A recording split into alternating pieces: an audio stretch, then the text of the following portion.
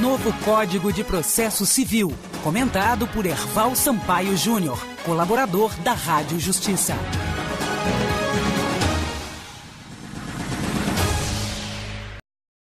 A questão dos honorários que serão pagos para os advogados públicos. Se fala muito que isso vai tirar uma receita grande, que vai diretamente para a União, por exemplo, claro, para a União e também para os estados e municípios, com relação à previsão agora, pelo novo CPC, de pagamento de honorários advocatícios para os advogados públicos. Esse está sendo um dos temas mais comentados. Tanto se diz que a presidência pode vetar, como ela pode não regulamentar.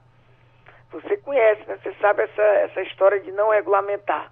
Se não regulamentar, muitas vezes, não estou dizendo que isso vai acontecer, significa que na prática a previsão dos honorários não vai acontecer, né?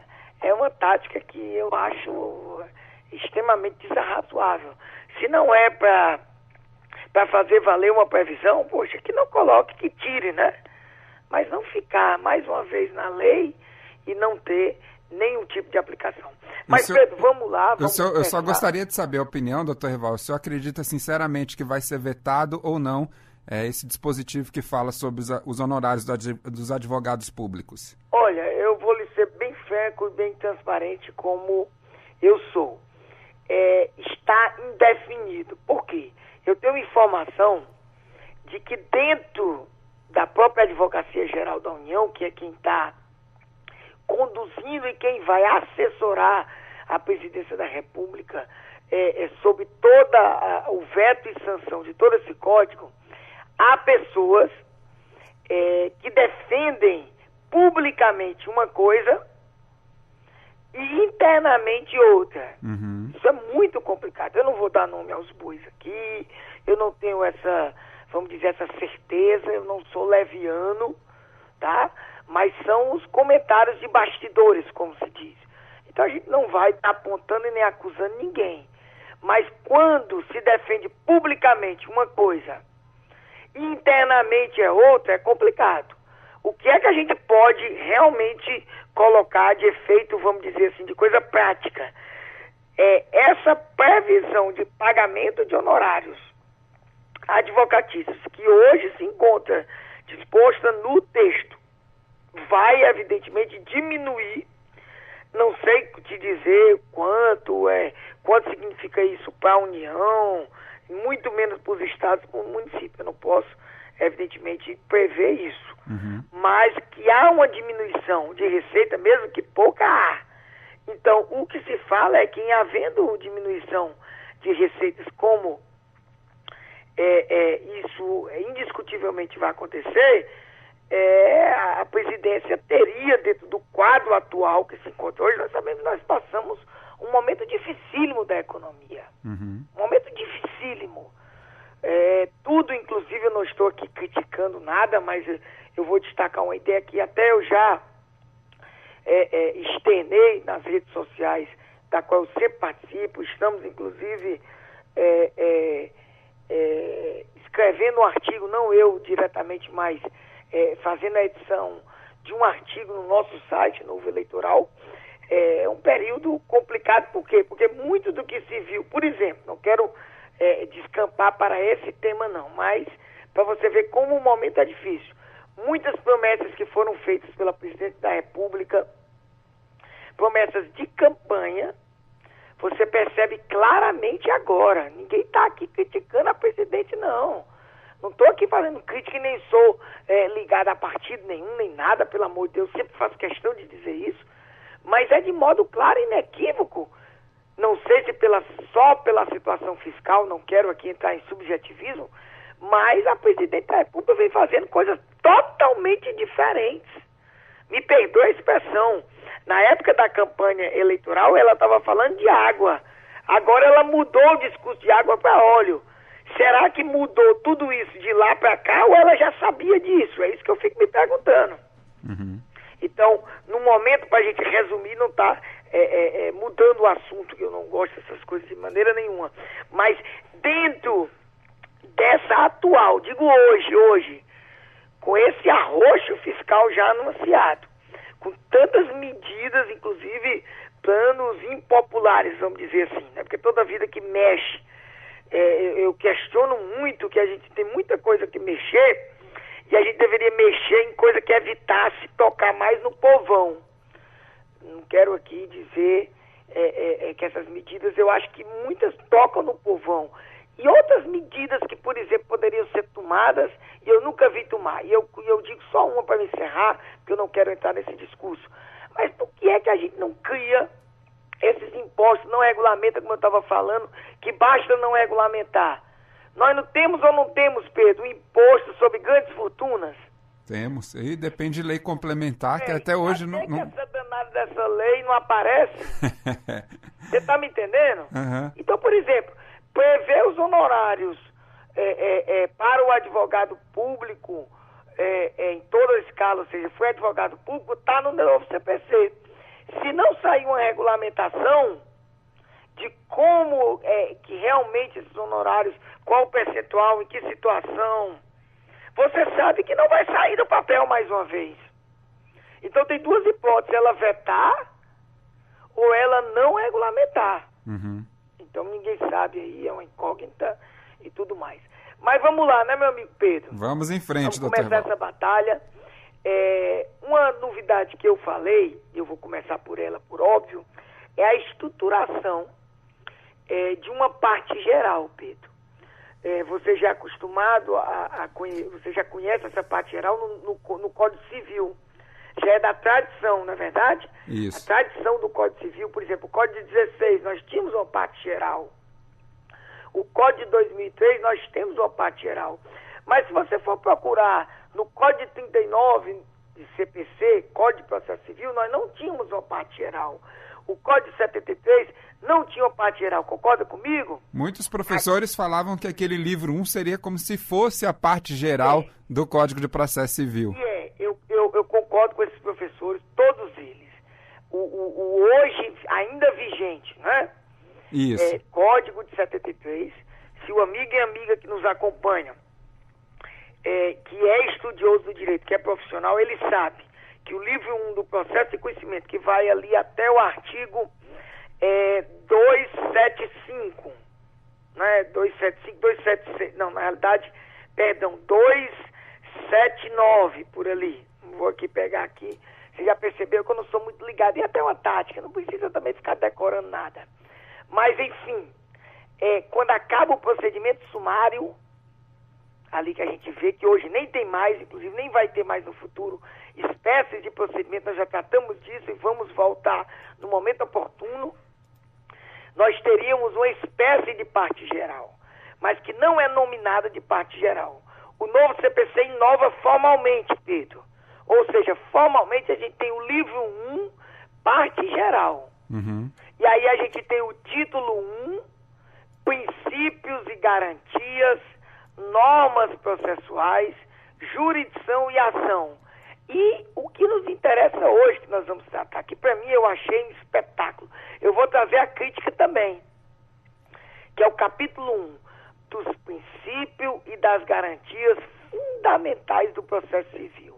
Eu vou repetir mais uma vez, Pedro. Veja aí o destaque dado a essa parte no novo CPC dentro da parte geral.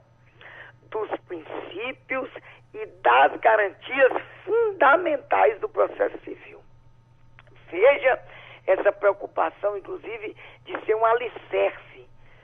E o artigo 1º, que eu vou ler agora, ele não deixa para mim, e eu acredito que para todos, né, que pese uma crítica que eu vou trazer, não minha, porque eu não concordo com essa crítica, mas nós vamos aqui, na medida do possível, trazer as críticas para que os amigos e amigas que nos escutam tentem entender a nossa linha de efetivação. Eu acho que crítica até agora é até válido enquanto não sancionou e nem vetou, evidentemente, todo esse novo CPC, parte dele, mas depois vamos acabar com isso. Eu não canso de dizer, vamos efetivar esse novo CPC. O artigo 1º diz, Pedro, o processo civil será ordenado, disciplinado e interpretado conforme os valores e os princípios fundamentais estabelecidos na Constituição da República Federativa do Brasil, observando as disposições desse Código. Pedro, veja a importância. Você percebeu aí, meu amigo Pedro, e todos que nos acompanham, tudo do processo civil terá como orientação, terá que ser ordenado, terá que ter essa disciplina e principalmente, não é, a interpretação conforme os valores constitucionais e os princípios fundamentais estabelecidos na Constituição. Aí a grande pergunta, Pedro, hoje, sem o artigo 1º, porque você sabe, nós temos algum artigo parecido com isso no CPC vigente? Não, porque até a Constituição é posterior a esse... Exatamente, não temos. E nem houve nenhuma das reformas que eu falei, né? A gente tratou de 3 grandes reformas e outras esparsas aí, 3 grandes momentos. Nós tivemos os momentos 94, 95, 2001, 2002, 2005, 2006. Mas a grande pergunta é, será, Pedro, que mesmo não havendo nenhum dispositivo semelhante a esse dispositivo, hoje nós aplicamos o processo civil sem essa interpretação, sem essa ordenação constitucional, sem deixar de levar em consideração os valores constitucionais? Quem lê o livro do Dr. José Herval sobre processo constitucional pode responder essa pergunta. Obrigado, meu amigo. E olha que ninguém nem combinou, hein? Avalie se a gente tivesse combinado. Realmente, Pedro, eu me orgulho muito. Eu me orgulho por quê, Pedro? Porque quando eu resolvi fazer esse livro em 2008, o processo constitucional, até então, e hoje também ainda tem, vamos dizer, a parte formal, a parte de tratamento, inclusive em muitas faculdades, se preocupa tão somente com com o que a gente chama de processo constitucional objetivo.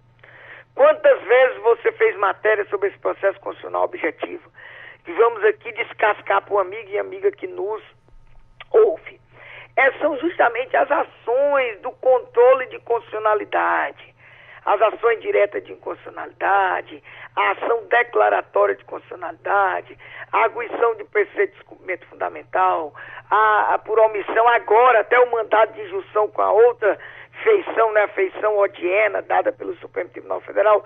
Enfim, essas ações que buscam justamente, que é mais do que válido, eu acho que é uma das coisas mais interessantes do nosso ordenamento jurídico, não permitir que qualquer ato normativo seja aplicado sem que ele esteja em conformidade formal e material com a Constituição. Beleza, Pedro? Uhum. E até mesmo os remédios constitucionais, que você também muito conhece, o mandato de segurança, a ação popular, o direito de petição, enfim, todos os outros, o próprio habeas corpus, que são tratados. Então se dava uma ideia muito de que o processo constitucional era isso. E eu resolvi, nesse livro, traçar a ideia justamente desenvolvida hoje no artigo 1º.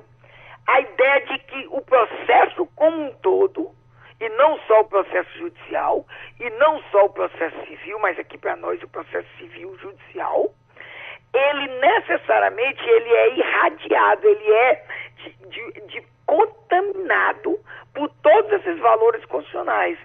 Ou seja, como eu gosto de falar, as garantias constitucionais processuais de todo cidadão devem ser obedecidas, então estão elas plasmadas nessa expressão constitucional que nós já conhecemos há bastante tempo, o devido processo legal, que para mim eu chamo do devido processo legal substancial.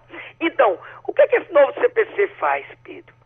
Ele simplesmente positiva isso. Uhum.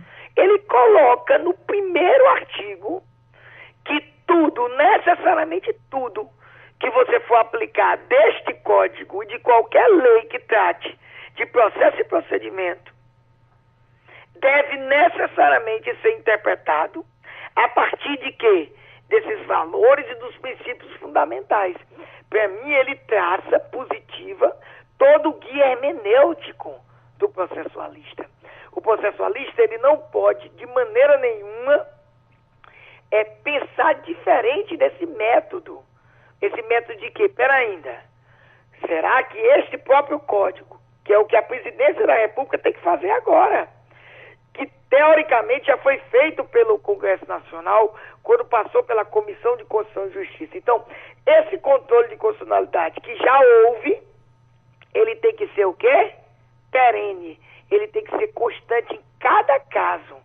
Aí é que está a ideia desse novo código, de trazer para o artigo 1º, a ideia da nova concepção de jurisdição, que particularmente eu trato e eu não vou aqui querer esticar, que é a ideia de levar em consideração as peculiaridades do caso concreto, construir a norma jurídica a partir dessas peculiaridades e das necessidades de direito material que estão estabelecidas dentro do próprio ordenamento e construindo a norma do caso concreto, mas eu digo, sem violar quaisquer dos valores e dos princípios fundamentais estabelecidos na Constituição da República, para usar uma expressão idêntica à expressão usada no artigo 1º.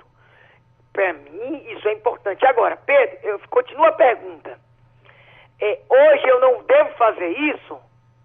Deve. Deve, exatamente, deve normalmente. Qual a diferença de estar ou não estar no novo CPC? Substancialmente, eu não consigo vislumbrar diferença nenhuma, Pedro. Porque estando ou não estando, inclusive se chegou a retirar, eu estou até aqui com a versão que foi aprovada na Câmara dos Deputados, que tirou, justamente por essa crítica que eu vou trazer. Sabe como era a versão na Câmara dos Deputados, meu amigo Pedro? Eu vou ler para você agora. E o Senado Federal, a última versão do Senado, trouxe de volta a versão originária da primeira versão do Senado e também um pouco da versão do próprio anteprojeto, né? Eu já disse aqui que nós tivemos 4 versões, né, desse Código de Processo Civil. A versão da Câmara dizia assim, Pedro: o processo civil será ordenado e disciplinado conforme as normas deste Código. Eu costumava dizer, com todo o respeito que eu tenho a quem trabalhou e quem fez essa versão, e eu tenho demais mesmo as pessoas que assessoraram, os nobres deputados, pelo amor de Deus, eu peguei como se diz, todo mundo sabe, eu deixei isso claro, quando foi aquela história da penhora online, que graças a Deus tiraram aquela besteira de restrição à penhora online. Mas o resto eu admito. Agora eu quero saber o que é que adianta um artigo 1º que dizia que o processo civil será ordenado e disciplinado conforme as disposições desse código. Para que um artigo desse? Eu fico me perguntando. Mas tudo bem, também me pergunto. Quem vive de passado é museu. Agora, quando ele coloca que ele é ordenado, disciplinado e interpretado conforme os valores e princípios fundamentais estabelecidos na Constituição, há uma mudança não substancial, mas formal, porque faz com que a gente se lembre toda hora que o próprio CPC traz um artigo claro, que não deixa dúvidas ao intérprete, de que nenhuma aplicação de nenhuma regra e princípio processual pode fugir do controle que se deve ter de análise substancial, se está ferindo algum dos valores constitucionais ou dos próprios princípios, né, que acabam encampando muito desses valores constitucionais. Então, essa preocupação do legislador, eu acho, para mim, fantástica. Qual a crítica que se faz? Pelo menos eu já vi essa crítica, eu evidentemente respeito, inclusive meu grande companheiro, que nós estamos escrevendo um livro junto, pensa diferente de eu, isso é salutar porque a gente coloca no livro isso, que é o professor Misael Montenegro, outros também acompanham essa crítica. A crítica é o seguinte, Pedro: esse artigo 1º, estando presente como tal dentro do novo CPC, vai permitir de que haja a interposição de muitos recursos extraordinários, porque muitos dos juízes vão usar expressões constitucionais e que dariam ensejo toda a vida à interposição do recurso extraordinário. Isso facilitaria a questão do pré-questionamento, né? E levariam sempre a mais recursos para o STF. Olha, eu tenho 2 coisas a dizer sobre isso. Primeiro, o próprio novo CPC, ele não está muito preocupado, e aí é uma crítica que eu vou dizer, mais difícil de ser enfrentada, porque isso no primeiro momento vai levar a um aumento da quantidade de recurso extraordinário, mas o próprio sistema como um todo tende, na medida do tempo, a acomodar essa situação. Eu me refiro aqui, eu nem falei essa mudança nesses nossos primeiros encontros, até porque nós vamos falar de todas, mas agora eu aproveito para dizer, você sabia que os chamados pressupostos de admissibilidade do recurso, que hoje são feitos tanto pelo juízo recorrido, quanto pelo juízo a quem se envia o processo, hoje é feito por todos. No futuro, no novo CPC, só vai ser feito pelo tribunal a qual se recorre? A gente chegou até a comentar isso aqui, doutor Rival. Eu falei isso? Não, eu conversei com outros processualistas. Mas eu posso ter falado também, sabe? Porque é tanta mudança, tanta coisa, eu tentei, evidentemente, dar uma enxugada que eu podia ter falado. Mas você falou, não é verdade? Foi, eu conversei com o doutor Leonardo José Carneiro. Fantástico. E também é um processualista que vem acompanhando essas mudanças e ele chegou a tocar nesse ponto aqui na Rádio Justiça. É um dos mais entendidos hoje desse novo Código de Processo Civil. Me orgulho muito, presidente da nossa Associação Norte e Nordeste de Processo. E ele disse, evidentemente defendendo, né, porque ele foi um dos assessores junto com o professor Fred Didier, dentre outros, que assessoraram tanto os deputados quanto os senadores, e realmente é uma novidade. E essa novidade, não sei se você percebe, ela vai atingir, pelo menos no primeiro momento, os tribunais superiores. Concorda comigo? Concordo. Porque, por exemplo, ao interpor um recurso extraordinário, por exemplo, dentro dessa linha do artigo 1º, vai direto para onde? Para o Supremo, né? Isso. Será que o Supremo está, vamos dizer, preparado para haver um aumento, e vai haver no primeiro momento um aumento intenso com relação à quantidade de processos que terão recursos enviados direto? Eu não quero, nesse momento, e até para não fugir a nossa metodologia de estar interpretando artigo por artigo, começando hoje, tratar em específico dessa situação. Eu creio que não dá para fazer uma análise isolada, só vou dizer isso, desse artigo que retirou o pressuposto de admissibilidade dos juízos recorridos e leva à interposição direta. Eu vamos dizer, respeito esses meus colegas que estão trazendo essas análises diretas. Eu acho que o novo CPC ele é muito mais que isso.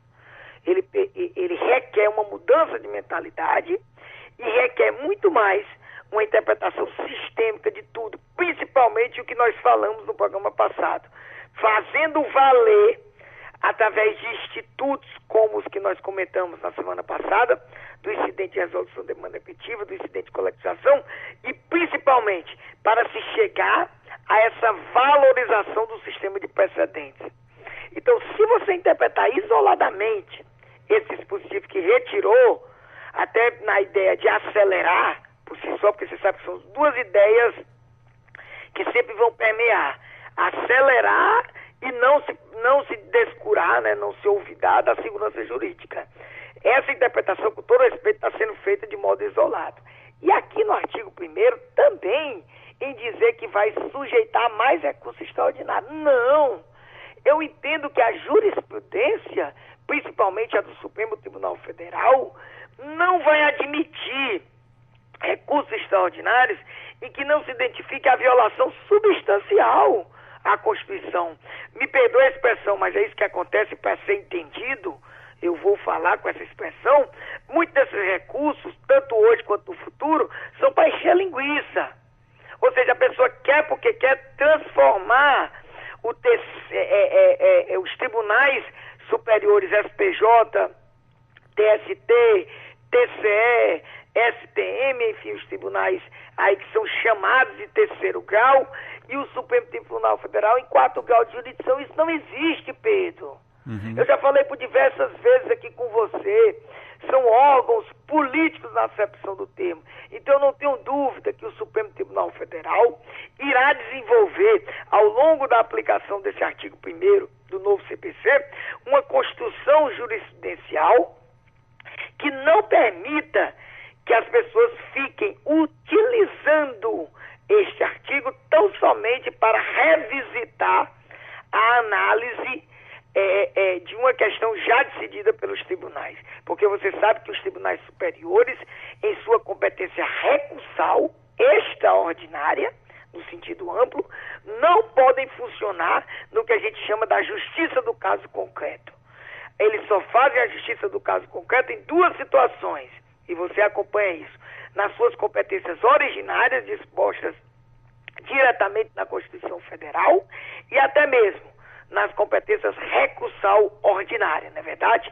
Que tanto o STJ quanto o STF tem de modo, inclusive, muito delimitado, de modo muito expresso também na Constituição Federal. Fora desses casos, a chamada competência extraordinária no sentido amplo, que é disposto de modo genérico na própria Constituição, regulamentada por outras leis, não admite, há muito tempo, não precisa do novo CPC para trazer esse tipo de interpretação, não admite que o STF e STJ, por exemplo, que são os que mais permeiam por volta do processo civil estrito sensu, que se faça uma reanálise do caso. Vamos acabar com isso, Pedro. Por isso que eu não me canso de repetir. Pedro, se você quiser fazer um desafio comigo, e pode até me chamar aí de, vamos dizer, de repeteco, né, de pleonástico, difícil vai ser um encontro que eu vou ter aqui para não repetir que o que falta para a gente é mudança de mentalidade, Pedro. Uhum. Não adianta mudar as regras, os princípios que estão mudados, ou seja, se expor de outra forma o novo Código de Processo Civil se a gente continuar pensando como outrora. É complicado, Pedro, isso. Eu acho que o que mais está faltando para a gente é isso. Então, é um artigo que, para mim, fantástico. Eu sempre vibrei, desde o primeiro momento que ele apareceu pela comissão de juristas do anteprojeto. Felizmente voltou agora, eu não concordava, eu criticava que ele tinha saído na versão da Câmara dos Deputados, e a gente acredita piamente que a Presidência da República vai manter esse artigo 1º da forma com que ele está. Ok, Pedro? Podemos adiantar? Podemos falar mais um pouquinho aqui, doutor Rival, sobre... Eu estou acompanhando, dessa vez eu estou acompanhando, eu estou mais organizado. Ah, ok, então a gente pode... A gente pode adiantar um pouquinho. Só para poder dar uma paradinha aí nessa análise mais rigorosa, mais técnica. O artigo 2º, Pedro, não nos traz de novidade nenhuma, até vai ser mais simples aqui a gente falar. Tanto o 2º quanto o 3º. O 3º ainda tem algumas nuances. O 2º fala: o processo começa por iniciativa das partes, nos casos e nas formas legais, salvo exceções previstas em lei, e se desenvolve por impulso oficial. São dois princípios básicos, né, vamos dizer assim, da nossa teoria geral do processo. Primeiro, o princípio da inércia, não é verdade? Uhum. Ou seja, o Poder Judiciário ele tem que ser instigado, ele tem que ser provocado. Regra geral, ele não age por iniciativa própria. Evidentemente, nós temos exceções, já eu converso sobre elas. E dado o primeiro passo, eu sempre gosto de dizer isso, Pedro, como se fosse uma partida de futebol. Na hora em que o juiz apita, concorda comigo, a bola tem que rolar, não tem, Pedro? Tem que rolar. É a mesma coisa, na hora que o autor, que é o grande soberano, não que ele tenha diferença com o réu, já nós vamos conversar também sobre isso, mas na hora que ele delimita a ação, ele tem a soberania de criar a ação, e intenta a ação, e preenche os requisitos formais e até mesmo as condições, os pressupostos processuais, e se tem como válida, como apta, como possível de se desenvolver esta ação, aí o normal, o processo, ele segue por impulso oficial. Ou seja, não precisa mais que o Poder Judiciário fique todo o tempo, né? Ah, eu quero ver se a parte quer mesmo isso. Não. Se depender de alguma coisa da parte, tudo bem. E o juiz não possa fazê-lo sozinho, o juiz vai intimar. Mas essa intimação, esse segmento do processo, o juiz vai dar normalmente. Nenhuma novidade, né? O novo CPC nessa parte simplesmente consolida 2 princípios da teoria geral do processo, que inclusive não requer maiores comentários. Agora, só lembrando também, doutor Zerval, que esse artigo 2º aqui que a gente traz para os nossos ouvintes, ele acabou condensando também 2 artigos do código passado, né? O artigo 2º, que também tinha esse princípio da inércia, e o artigo 262, que falava do impulso oficial. Então, acabou trazendo maior racionalidade, né, ao condensar esses 2 em um único artigo. Exatamente. Pedro, você foi fantástico, como sempre. É uma das técnicas que aí eu me lembro que eu falei, né? E eu vou, evidentemente, voltar, vez por outra, essa técnica. Há uma ideia do novo legislador, tanto é verdade que houve uma diminuição da quantidade de artigos, ele às vezes coloca mais ideias, ele faz isso diversas vezes. Na parte de execução, Pedro, mais precisamente no livro de processo de execução, é onde ele mais se utiliza dessa técnica, você depois vai ver isso. O que é que ele faz? Ele pega 2, 3 ideias e traz em um artigo só, e que antes era 3, 4, por exemplo, né? Aqui ele faz isso muito bem, né? E dentro do local correto, né? Sempre bom a gente repetir. Nós estamos falando dos princípios e das garantias fundamentais do processo civil. O artigo, as exceções, né, Pedro? É bom a gente trazer. Você está se lembrando de alguma exceção, amigo Pedro, a essa parte da inércia judicial? Você está se lembrando de alguma? Eu me lembrava do Código Antigo. Não, mas vale. Vale, tá Será valendo. que não vale? Porque, inclusive, por exemplo, vamos imaginar o seguinte, gostei, Pedro, você foi bem cauteloso. Independente de saber se confirmou essas exceções do Código, valeu, você me deu uma abertura ótima para um comentário.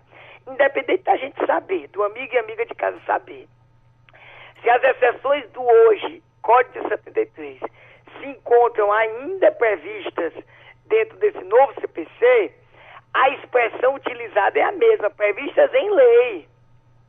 Então não é prevista neste código, não é verdade? Exatamente. Então nós temos várias exceções previstas em lei. Diga um aí para ver se você... Vamos ver se esse chute dá certo, brincando aqui, né? Vamos lá, eu me lembro do inventário, né? Pronto, inventário. Rapaz, você é um bom jogador de futebol, chutou bem, viu? O inventário é repetido, não é? É repetido também em lei, interessante, né? Porque no Código Civil ele também está, não é verdade? É verdade. E há essa diretriz, porque nós sabemos, né, que há um interesse fiscal, há um interesse arrecadatório, né, por parte do inventário. Nós temos diversos outros casos. Eu queria trazer um exemplo hoje, que alguns tribunais têm, e eu tenho quase certeza, Pedro, evidentemente eu não vou fazer média com você, dizer que eu acompanhei esse programa, porque eu não acompanhei, nem sei se ele existe, mas ele pode ter existido. Você já ouviu falar que alguns tribunais, eu cito o que eu trabalhei, que era o Tribunal do Ceará, me orgulho muito, dos juizados móveis de trânsito? Juizados móveis de trânsito, foi. Você já fez matéria sobre isso? Fiz uma matéria sobre isso aqui na Rádio Justiça. Ou seja, acontece um acidente de trânsito, isso, né? Até aqui em Brasília a gente tem também esse juizado móvel. Eu me orgulho muito. Na época que eu trabalhei no Ceará, nós somos o 2º tribunal. E nós fizemos diferente, não é? E eu costumo dizer que é praticamente uma exceção. Não é tanto porque a parte tem que assinar. Mas olha como é interessante. A pessoa bate o veículo, não chama ninguém, muitas vezes. O máximo que faz é chamar a perícia do Detran, é isso? Isso. Há um convênio da perícia do Detran com os tribunais, que tem os carrinhos móveis, com a presença de um conciliador e um oficial de justiça. Pelo menos na nossa estrutura era assim. Mas independente de ser uma estrutura mudando isso aqui, o que interessa é a ideia. Então, 15, 20 minutos, meia hora depois, aparecia um carrinho daquele, que começava a conversar com as partes. Se houvesse acordo, um espetáculo, fazia o acordo, reduzia ali com a intermediação. Mas olha o detalhe, mesmo não havendo acordo, porque alguns não haviam acordo, sem a parte ir atrás, mas tudo bem, a parte tinha que querer, por isso que não completa totalmente essa visão, mas a pessoa poderia já entrar com a ação ali, com o Poder Judiciário indo ao local da suposta lesão. Suposta lesão porque só vai ser lesão se efetivamente houver o devido processo legal e assim, não é, for concluído. Olha que interessante como a modernidade, né, as novas ideias, a ideia de atender melhor, porque tudo que a gente trata dentro do processo civil, né, que inclusive é um processo que não é de graça, regra geral, na verdade só é de graça para aqueles beneficiários da assistência jurídica integral prevista na Constituição, que é outra matéria nova que eu falei aqui que nós vamos tratar, que há uma maior regulamentação no novo CPC, e se é um serviço público, se cobra por ele, no caso se cobra uma taxa, que é uma espécie de tributo, nós temos que ter eficiência, não temos, Pedro? Sem dúvida. Então, uma das eficiências, vamos dizer, dessas mudanças acaba de alguma maneira, né, dizendo, ele começa por iniciativa da parte, mas a parte é praticamente, como é que ela não vai querer esse serviço, né? Que se coloca como se fosse, inclusive, praticamente ele chega para você delivery, né? Verdade. Você nem e é um delivery diferente, você nem pediu, né? Porque você pediu a perícia. Agora, evidentemente, quando você passa a conhecer os juizados móveis, ele passa a entrar, vamos dizer, no dia a dia da população, como eu acredito que já faça parte da população de Fortaleza, porque até então os juizados onde eu trabalhava eram de Fortaleza. Você concorda que o fortalezense, vamos dizer assim, ele já está acostumado com isso? Já está acostumado. Né? Ele já faz mais de 10 anos, Pedro. Ave Maria, eu saí de lá em 99, faz quanto tempo aí, não é? Faz 16 anos, né? 15 anos, enfim. Então é interessante aí, o inventário continua, outras expressões como, por exemplo, ainda a questão de algumas medidas cautelares, né? Chegou-se a pensar, mas felizmente, porque é polêmico, né? Se chegou a pensar que as medidas satisfativas de antecipação poderiam ser concedidas ex officio, não se manteve só a ideia das cautelares. E artigo 3º, para a gente finalizar, Pedro. Doutor Hervaldo, já estamos em cima da hora. Vamos deixar esse artigo 3º que a gente comenta com mais calma no próximo programa, pode ser? Só dizer o que é, né, para poder chamar, não é? É o grande princípio da indeclinabilidade da prestação jurisdicional, que está plasmado no artigo 3º, nós vamos comentar, né? E com uma junção, viu, Pedro? Você gostou da história da junção, né? Deu uma junçãozinha pequena, mas deu, nós vamos comentar no próximo encontro, prazer enorme. Novo Código de Processo Civil, comentado por Herval Sampaio Júnior, colaborador da Rádio Justiça.